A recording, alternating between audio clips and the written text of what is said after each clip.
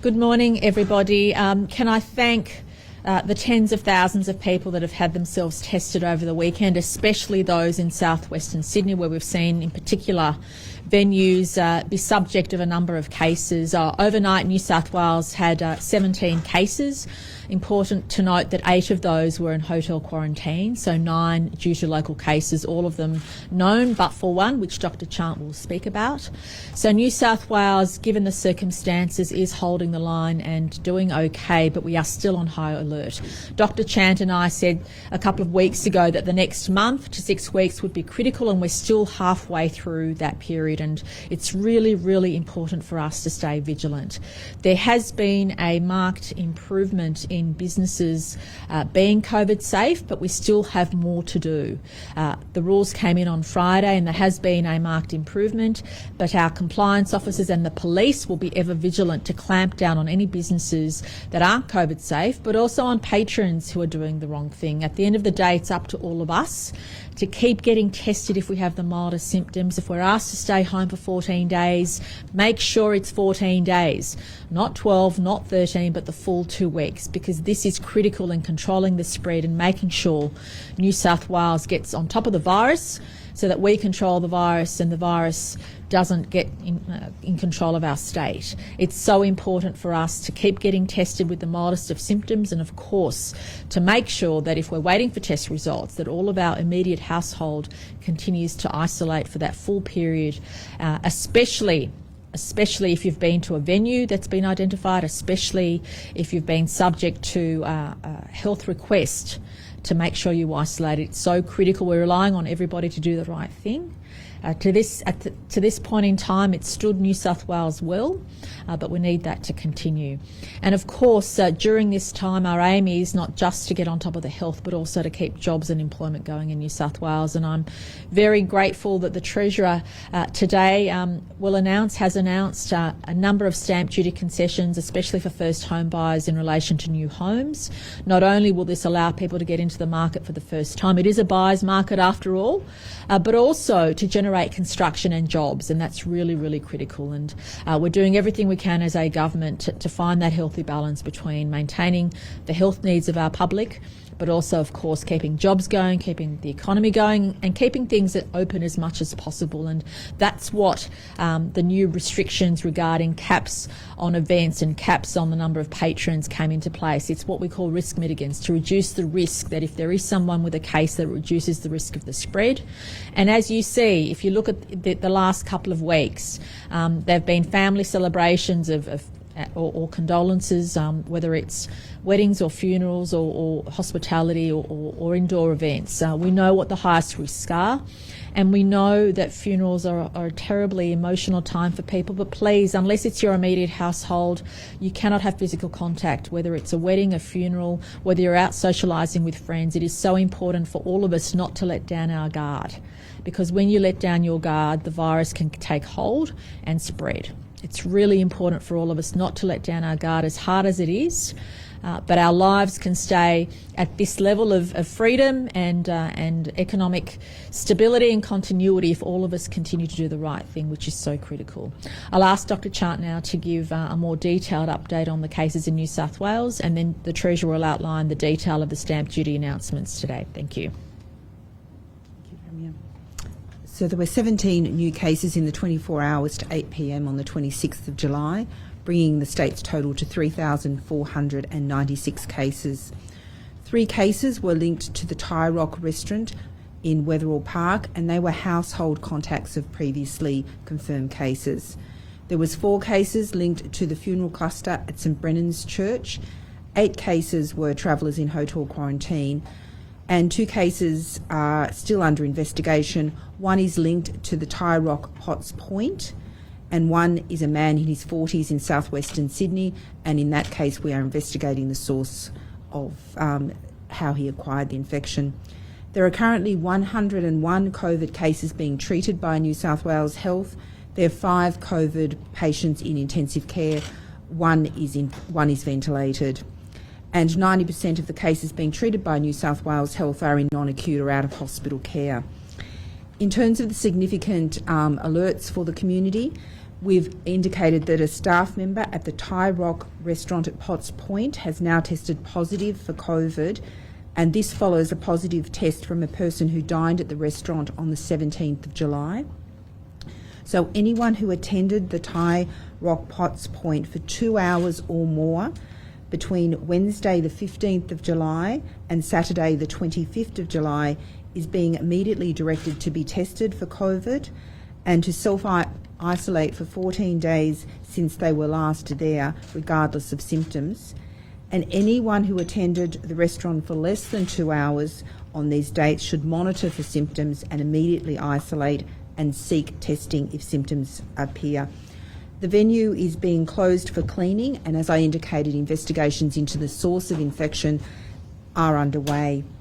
In relation to the St Brennan's funeral cluster, we've had a total of 9 cases linked to that gathering, and all the attendees of this funeral and the related events have been identified as close contacts and have been asked to self-isolate and get it tested regardless of any symptoms and continue to self-isolate from 14 days even if that test is negative.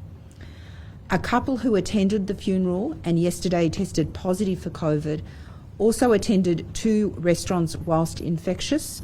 So anyone who attended the Tat Viet Noodle House, aka Crispy Chicken Noodle House at Cabramatta between 1 p.m. and 2 p.m. on the 22nd of July, or the Anne Restaurant, Bankstown, between 9 a.m. and 11 a.m. on the 23rd of July should monitor for symptoms and immediately isolate and seek testing if they appear. These restaurants have been directed to undertake cleaning, and in some cases deep cleaning can be undertaken outside normal business hours, and it's not necessary for the restaurant to close. A child who attended the funeral has also tested positive and is counted in today's cases. The child attended the St George's River Grammar, a Christian school at George's Hall in southwestern Sydney, for 1 day whilst infectious on the 23rd of July. The school's closed for cleaning, and there are 18 students and 4 staff identified as close contacts of the child and will be isolating for 14 days. We are asking the community in particular suburbs to come forward in particular for testing, and that is Harris Park and Middleton Grange. So residents in those communities with the most minimal of symptoms, we're asking you to come forward and get testing. That's to assure ourselves that we are not missing transmission in those suburbs. My message echoes the Premier's words. This is a period where we need to sustain those high rates of testing. I know the weather is a little bit challenging outside, but please do not let that deter you. Do not put off getting a test at this time. It is essential we maintain high rates of testing across the state. I would also like to echo the Premier's words around the importance of maintaining that social distancing. Consider the use of masks where you can't achieve that social distancing, so things like public transport or other crowded venues. And at this time, we're asking you to keep those gatherings as small as possible and to also not travel for non-essential reasons at this time. This is a critical time over the next 3 to 4 weeks, and if we can all play our part in changing behaviours and reducing interactions, it will help us control the spread of COVID-19. I'd also like to acknowledge the work that business has undertaken to step up their COVID safety measures, and it's incredibly important that those continue to be strengthened. Thanks, Kerry. Well, today we're announcing some changes to our first home buyer scheme here in New South Wales. This is all about building homes and creating jobs. We've always said from the outset that we're going to put the economy before the budget, and today's announcement will help drive economic and jobs growth into the future. It's the great Australian dream to buy your first home, and we want to get as many young families into the housing market as possible. As a result of the changes today, we're expanding home purchases for new homes. So for those first home buyers who are purchasing a new home, we'll be increasing the threshold, which is previously at $650,000 to $800,000, from $800,000 to $1 million. That will ensure that at a cost of $78 million for the New South Wales budget, that over 6,000 families right across our state will get some benefit from these changes. Those who are currently buying new and existing homes will will obviously still receive the discounts that are there, but we're expanding it because we know that there are many first home buyers right across the state, giving them greater choice in properties they wish to purchase, but also driving jobs and supporting the construction industry. The construction industry is an important part of the New South Wales economy, contributing around $48 billion to the New South Wales economy. That's around 7.7% of our GSP. But I guess what is somehow masked by all the cranes in the sky is the challenges that the construction industry is facing in our state. It's by far the largest industry that's taken up the JobKeeper program with over 50,000 applications since July this year. And we want to make sure that construction in our state continues to grow. As the Premier and I have indicated before, we've kept our public infrastructure pipeline going. We've increased it to over $100 billion. We know the importance that construction and infrastructure investment will make in driving jobs growth and driving economic growth in our state. But we also want to find avenues in which we can get out of the way, lower the tax burden and drive our economy going forward. Chair, can I please ask just about the health advice around the Potts Point Tie Rock? The 2-hour window, that was interesting messaging because obviously there's been a lot of talk about the 15 minutes of exposure. Can you just confirm, or I guess explain and elaborate why there's that 2-hour window that you mentioned? And just the way you presented the figures, just to confirm there's still no established link between the Tie Rock at Potts Point and Wetherill Park? They are under the same management structure, so we're currently investigating whether there's crossover of staff or how that could have occurred. In these matters, we don't have any evidence of the direct 15 minutes face-to-face contact in a lot of the interactions. So what we've had to do is balance inconvenience to customers who may have tended there. As I understand, it's quite a busy restaurant, with pragmatism, and so we've taken that 2-hour threshold. What we're really urging people to do is come forward. I haven't recoiled from the fact that we will, depending what we find, change our health advice as we've done with the funeral. So if we find that we're detecting more cases, we may modify that health advice. But that was considered a prudent level, and we're very pleased that when we do announce these hotspots or venues that we would like testing, we see incredible response from the community, which rapidly allows us to assess what the risk is. So I would urge everyone to heed the health advice and come forward for testing and isolate if you fall in that category. The management claim that there's been no staff move from Wetherill Park to Potts Point. Could it just be a weird coincidence? Look, we will use, as I indicated, genomic sequencing. We'll use other tools to identify.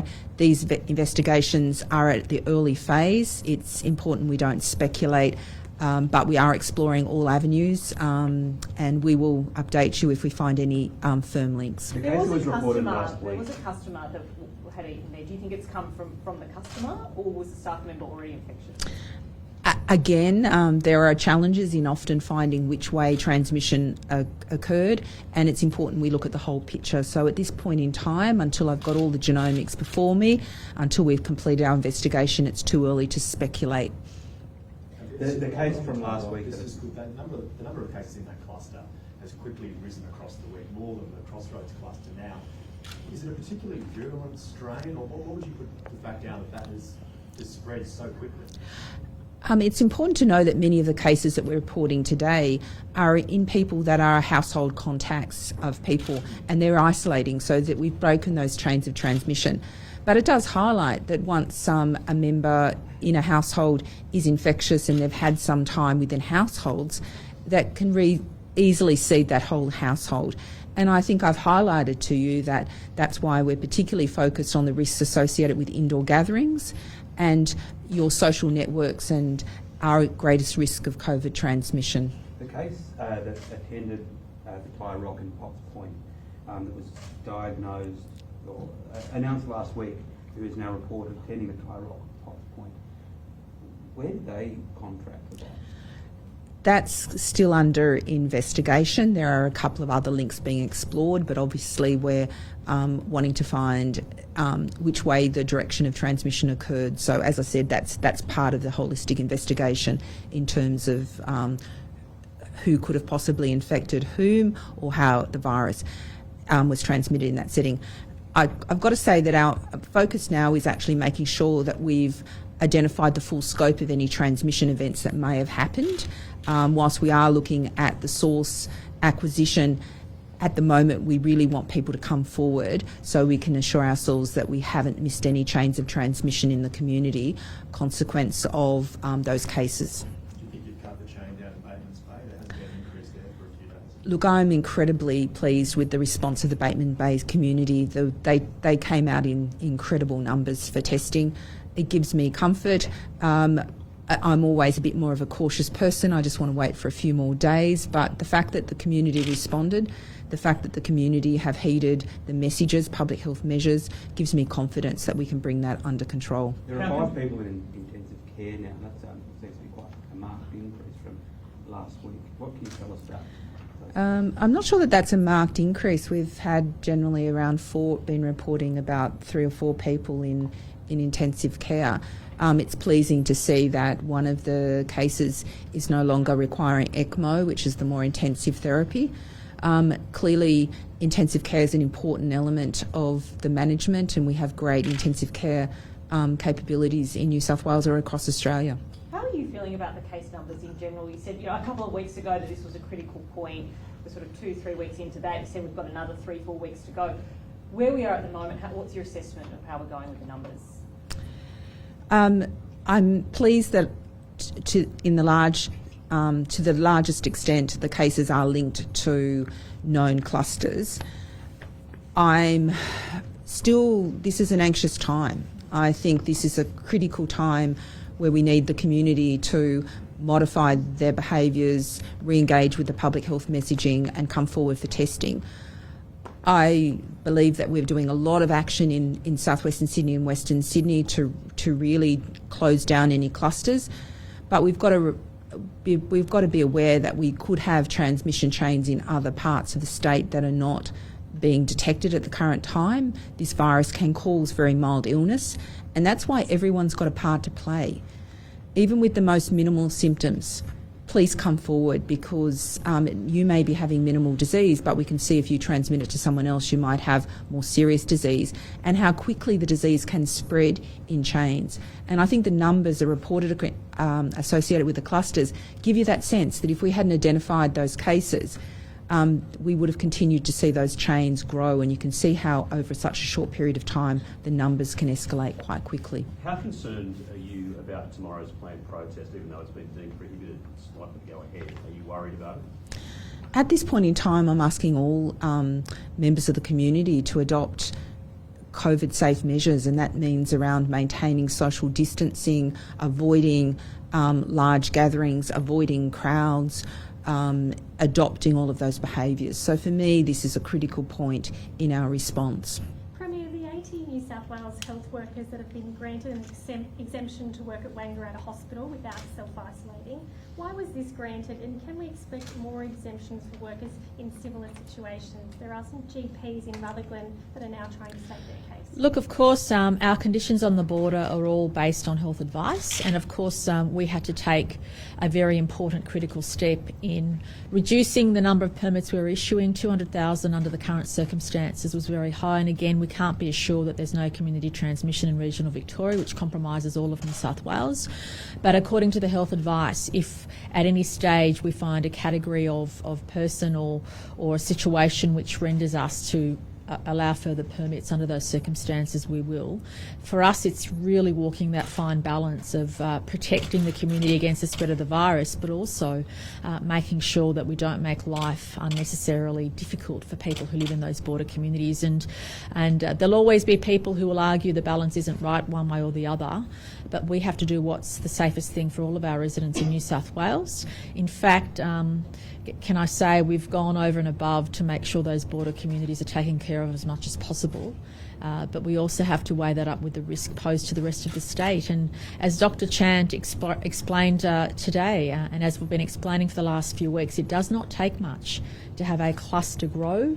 It doesn't take much. And just think about what each of us does in the last 14 days. We go shopping to buy essentials. We get out of the house to go to work. We might drop the children off at a sporting event. Look at all the things we do in our lives in the last 14 days, even if we're asked to modify our behaviour and we're only doing the essentials. And if you multiply that by tens and then hundreds and thousands, you can see how easily a virus can spread. And we have to err on the side of caution, and we have to do what's right for the whole state.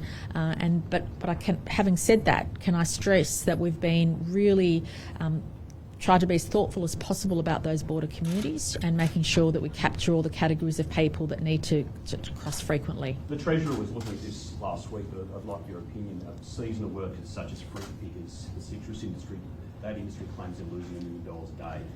Is there going to be an exemption for those? Well, seasonal firstly, my opinion doesn't matter. Everything has to be based on the health advice. This is not a time about opinions. This is a time about health advice. And secondly, we've had restrictions in place for seasonal workers since the pandemic became apparent back in January, February. So that's no different now. And we also need to look at the unemployment rate in New South Wales. I don't think anybody at this stage will find it difficult to hire labour, especially casual labour, given a lot of younger people are unemployed due to the hospitality sector taking a hit. So that is not something I'm concerned about. What I am worried about is to make sure people stay safe and in quarantine when they need to be. And I think that is on the rung of issues for us to be concerned about. That's not high on the list. Treasurer. What's your message to protesters who may go ahead with the Black Lives Matter protest? Please don't. For your own safety and the safety of your loved ones. This is not a comment on the issues you feel strongly about. Many of us feel strongly about those issues. But a pandemic isn't the time to do this. Pick a different way, through social media or through letter or any other way to get your point across. But conducting a protest at this time is highly irresponsible. We're in a pandemic. This is not usual circumstances. So can I please extend a plea to all of you who are contemplating conducting what is now an illegal act, given the court has deemed it such. Please refrain. Please use your energy in a different way, get your point across in a different way. Do not breach the health orders. Do not breach the rulings of the court. Police don't want to have to make arrests, but they will if they have to keep the community safe. We are at a critical junction. We're still in high alert. Whilst we're holding the line and we're so incredibly thrilled about the number of people that have come forward to get tested, it is still a critical time for New South Wales, and we only have to tragically look at what's happening in Victoria to realise that could be us in a few weeks. If we let our guard down, that could be us. This thing takes off very quickly. And we have to be on high alert for the next foreseeable weeks, at least. We have to be on high alert during the entire course of the pandemic, but in particular, given the seeding, given the easing of seeding from Victoria, given where the restrictions are at, given a number of factors, we are on high alert in New South Wales, and that doesn't change.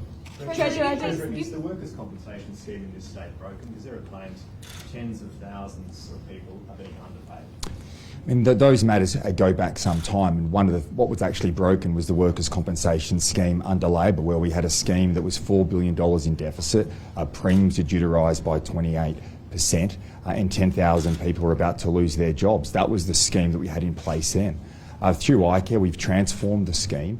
The issues in relation to underpayments occurred pre-iCare coming into existence, and were actually self-reported and identified by iCare, and they are working through those issues. But any matters in relation to misconduct we take incredibly seriously, and we will look into it. How long do you think it will take for those repayments to be made? The claims are more than 50,000 people, more than $80 million. It's less than 5% of claims were affected by that situation. It was raised, I think, some time ago, I think last year, if my memory serves me correctly. And iCare have self-reported that and are working through those claims at the moment. In terms of the final date, I'll get you an answer on that. When you say you're going to look into it, exactly. So just one second. Just still on the iCare. No, let's just one second. Yeah. On the changes to stamp duty, I mean, you've been talking about stamp duty reform for some time now. I mean, is this it? And Or can we expect some more changes, and if so, when? This is not reform, this is a tax change.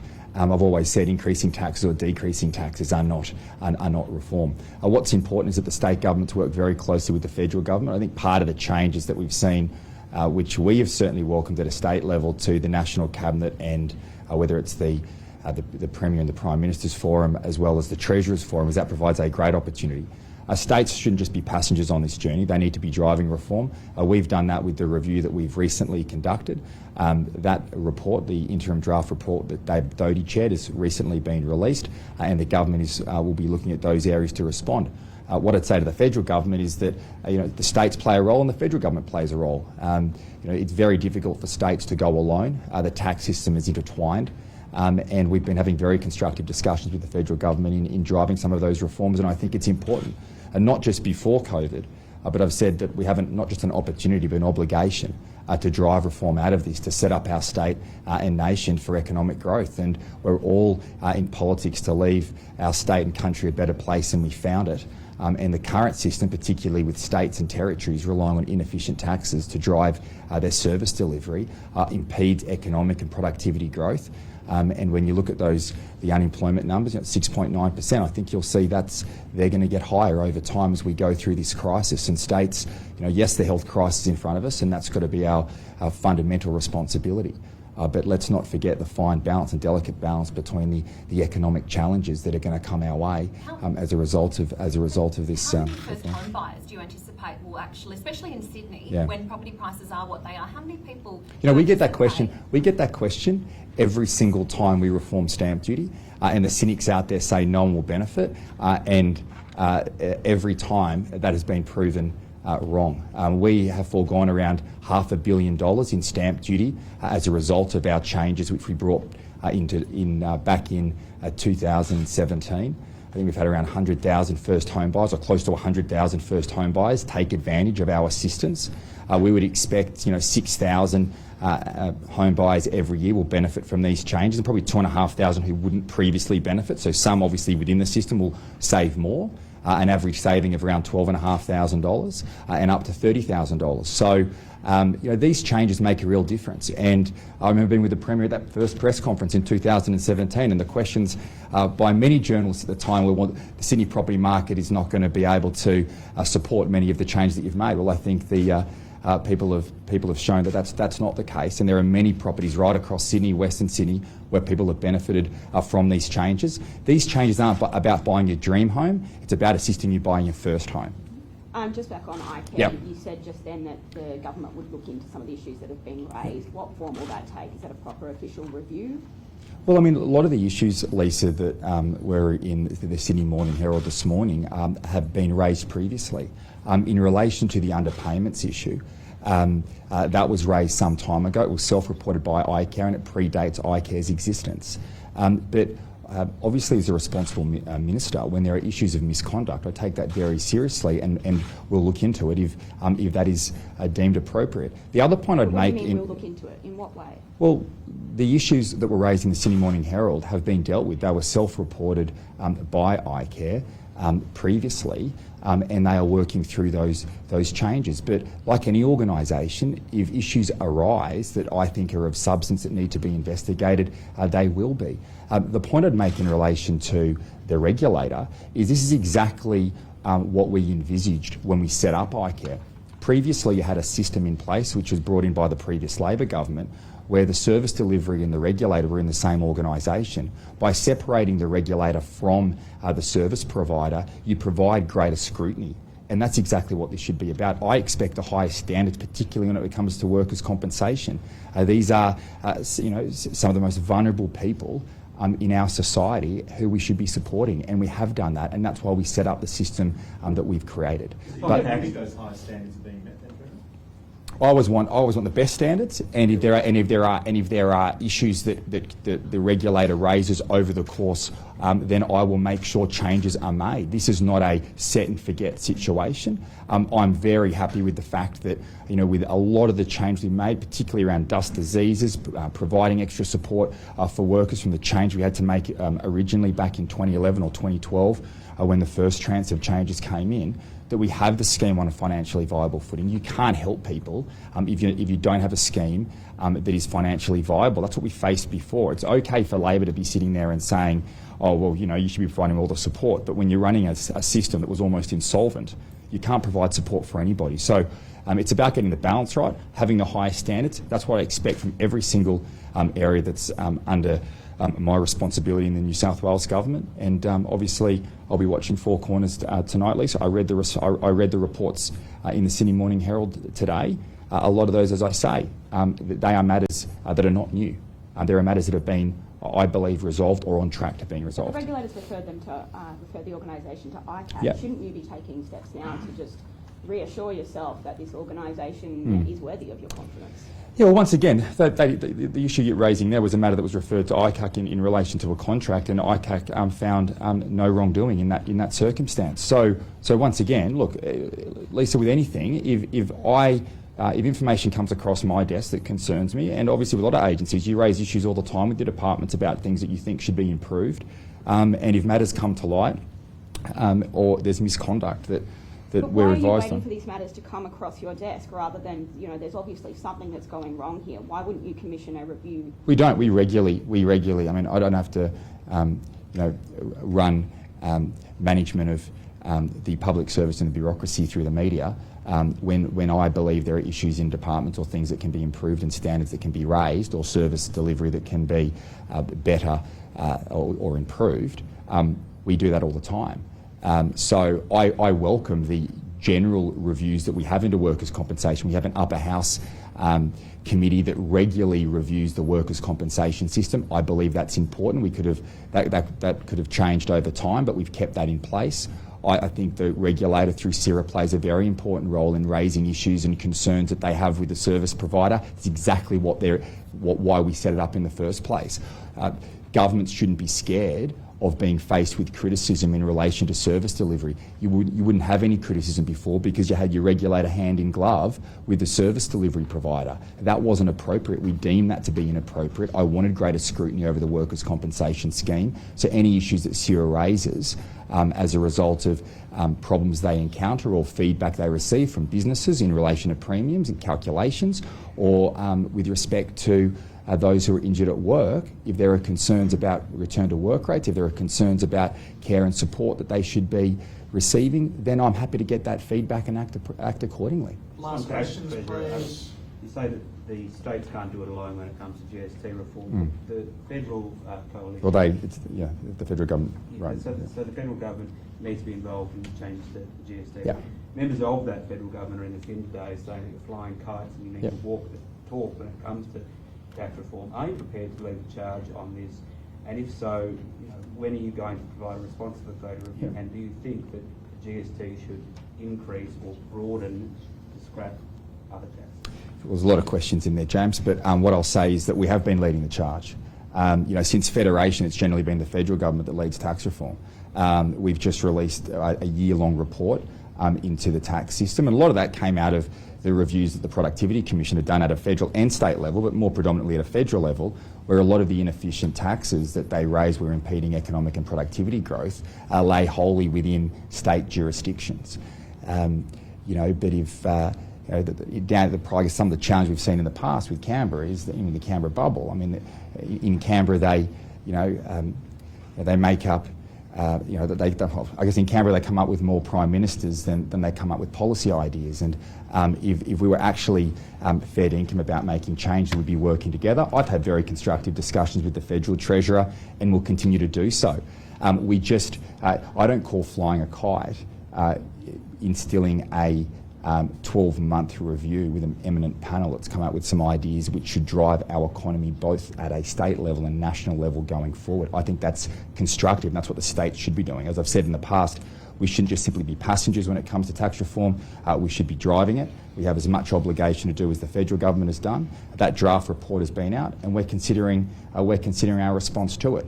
In respect of the GST, what I have said, and will continue to say, is that you can't take areas of tax reform off the table. If we're going to have a serious discussion, and I believe we have an obligation to be doing that, and laying the groundwork and narrative for substantial change to our federal system, then everything should be on the table. And we should be less focused on the 24-hour news cycle and more focused on setting up our state and nation for future success. And the reality is, when the states do well, particularly in New South Wales and Victoria, the country does well off the back of it. And we have I think a once in a 100-year opportunity now to work together to make the necessary changes to drive our state and country forward. We're working through that process. You don't want to kill off reform before it started. We've led a 12-month review. We've got that report now that we've commissioned, and I'm very happy with the work that they've done. I think it's the most substantive review of tax policy we've had since the Henry Review, and I think it's certainly been supported not just through the media, but obviously through business leaders as well who want to see something done. So the fact that New South Wales is leading the way, and I think also the other states. In fact, through that, as I said, that Treasury's body now won't just have a responsibility in relation to the negotiation of agreements with the federal government, which I think is an appropriate first step. And the Premier's spoken before about dynamic federalism and reducing all of these ridiculous Commonwealth arrangements we have in place. And we've got 25 agreements with the Commonwealth government that are worth less than $5 million. We could imagine the bureaucracy that stands behind all of that. So we want to improve the system, and I think it's important that the states work together, and I have strong faith that we'll get something achieved. Dr. Shanker, about Potts Point, just one more time. You said between the 15th of July and the 25th of July, anyone who attended that restaurant within a 2-hour period. Is that because that worker worked those full 10 days? I'm just interested about that period for those. And did that worker, you know, if they showed any symptoms during that time while they were working?